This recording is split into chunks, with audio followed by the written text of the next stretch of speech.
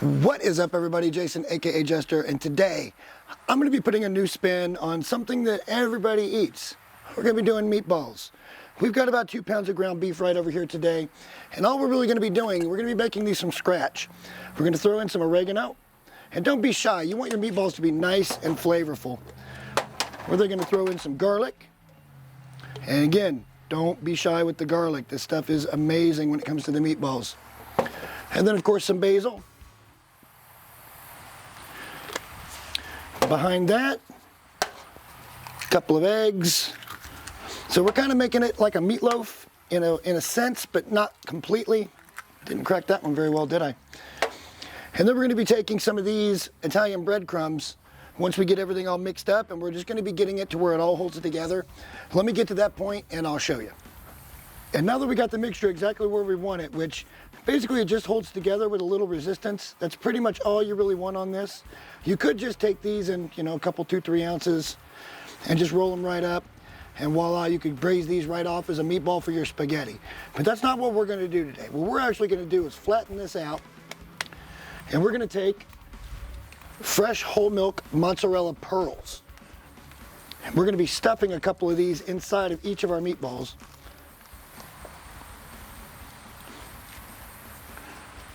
Push them down in, and now you can close that back up. This is the part you got to be kind of careful on though, because you don't want this to leak out. So make sure you're getting everything nice and sealed back up. Just like so.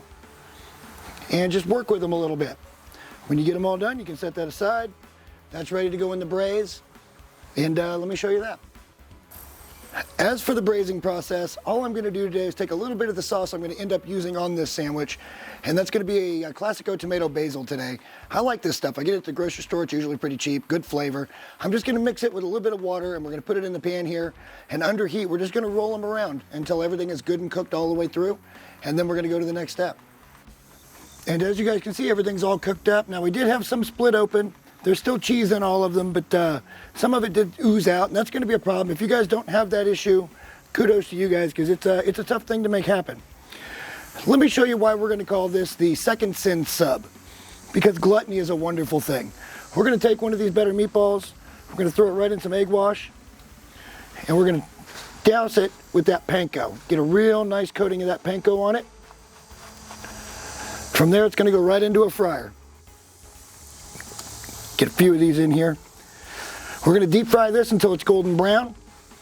And then once I get all that done, I will show you the final step. And as I've said several times, you could stop here. You could put this right on spaghetti and it'd be a really cool toasted meatball kind of thing. But we're going to go a step further.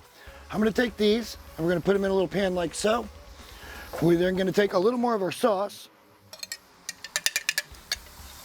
And we're going to spoon that right over the top.